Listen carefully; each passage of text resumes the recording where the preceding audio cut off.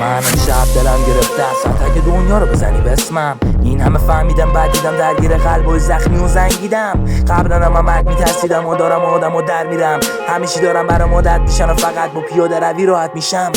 همه ما زندانی هستیم و همیشه تو حرفای احساسی غرقیم. همیشه میگرفتیم با دلداری گرمین، حرفا باعث میشد احساسی ترکیم. این چیزا به ما باخت میداد، فقط عصبانی میشدیم و داد بیداد همش.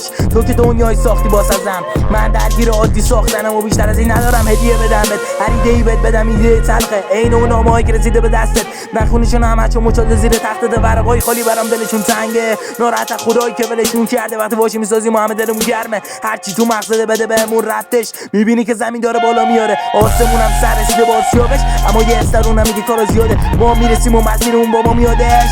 خودکارم داره از دست میگه جوهر کبوده تنم بهاره ولی برق قهوه‌ایه، انگار شده زمونه عوض. چون چشمامو خون گرفته دارم دنیای رنگ دیگه ببینم. تو آسمون میدیدم و گیریدم همیشه میبینم آدمای کسفی تو قد فهم تیرپم. شیطونه میگه بسته تو سری خوردن تظاهر کنم، مردم و یقه بسته گول زنین، آدمو جلو مامورا میکنن سجده رو زمین. چلنگ مهرن قدرت آدمو گد کرد و انگار داره سقفش بوشبی گنبد. چیه فکر کردی کار این عمر است که یه نخبه باشی نمرش بالا مثبت؟